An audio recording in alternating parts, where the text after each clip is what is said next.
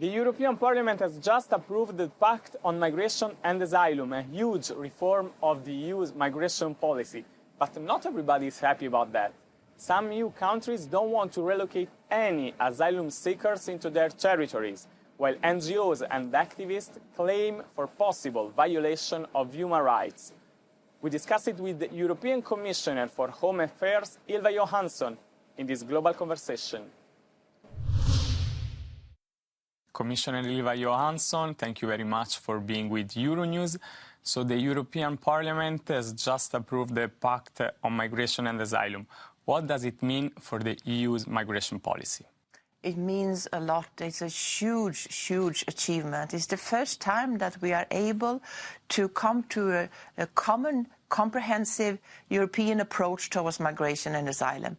So that means also that we have rebuilt trust between member states, but also between the Council and Parliament. So we are a much, much stronger when it comes to migration and asylum, both in protecting our borders, better protecting the borders, and better protecting the fundamental rights of the asylum seekers and of the vulnerable ones. Can you ensure that human rights will not be violated, for example, by unjustified detentions or for returns of migrant people to not safe third countries? Yes, I can, because it's very, very clear in the legislation that we're actually strengthening the protection of the fundamental rights of the asylum seekers, the right to apply for asylum, and specific safeguards for the vulnerable ones. One of the elements is a solidarity mechanism, but the prime ministers of Poland and Hungary reacted, suggesting they will not apply this solidarity mechanism in their countries. What happens if they won't? I must say that I'm pretty convinced that member states will implement the pact now quite quickly. They seem to be quite eager to do the implementation, and I'm convinced that they will also apply it. But concretely, what happens if they don't in terms of tools that the Commission has to prevent this?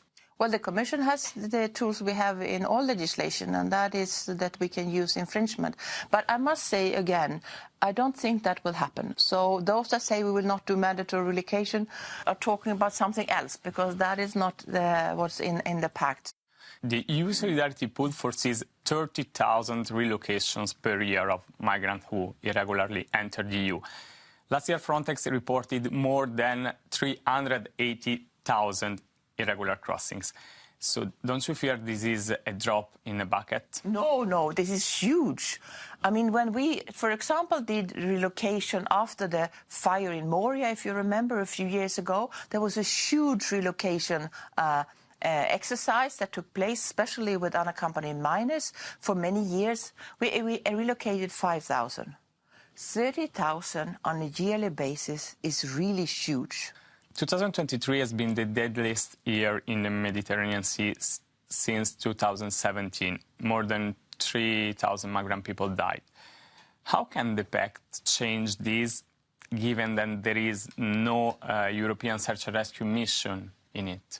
Fighting the smugglers is the most important part to make sure that we do not see this tragic loss of lives. And that's why I initiated this global alliance to fight migrant smuggling in November last year. And that's why I presented new legislation in this area. The other important thing we need to do is to step up on legal migration.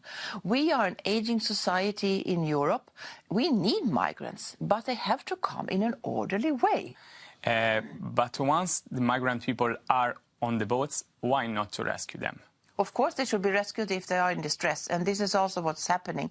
But we also know that even though the rescue operations are growing more and more, we still see a lot of lost lives, because when you are in a boat in these weather conditions, there is a huge risk. And that's why we have to prevent these departures in the first place.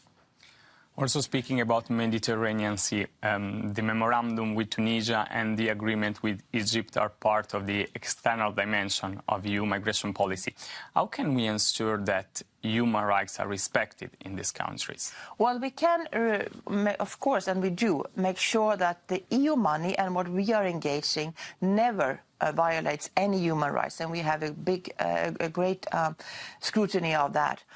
we cannot be sure that what happens outside what we are engaged in could happen in the country. We know that we have the neighbors that we have, and we have to work with them to try to improve things. And we can't wait until all problems are solved in a country, because we have to work with them also to help to solve the challenges and that they are facing. The EU money and the projects that we are involved in, we have a very tough scrutiny on how we use our money and what kind of projects we are involved in.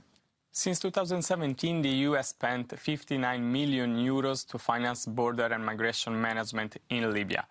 But Libyan Coast Guard has a track record of human rights violations, last week issued towards an European NGO ship that was carrying a rescue operation, and it's not the first time. So do you consider the cooperation with Libya as a failure or not? Well, the cooperation with Libya is difficult, we have to say that. And we are having strong views, for example, when it comes to these detention centers that they use. Well, some of those have really unacceptable conditions. So where we are rescuing refugees out of Libya, taking them in this emergency transit mechanism to safer countries where they can be relocated to member states or to other third countries. Or we are also supporting via IOM the voluntary returns of migrants out of Libya. And we also need to support them to do the search and rescue so that people will not actually lose their lives on the Mediterranean. You mean search and rescue carried by Libyan Coast Guards? Well, yes, they are also the ones who have to do the search and rescue. But then we are criticizing what happened with people afterwards, because in these centers that they're usually being brought to, we know that the conditions are very dire, I should say unacceptable. And that's why we are calling on the Libyans to change this and to close these centers and to stop this arbitrary detention of migrants in these centers. A EU member state, Italy, is externalizing the processing of some asylum requests to Albania, that is a non-EU country. Is this the right way to go? The plan is to take people that are being rescued in international water, not in Italian water, and to disembark them in the center in Albania, where their asylum applications, if they apply for asylum, will be processed by Italian authorities according to Italian law, and if they have the right to asylum, they will be brought to Italy. So this is the plan. So well, let's see how this will work, but I think it's a very specific part for Italy. Thank you very much for being with us, Madam Commissioner. Thank you.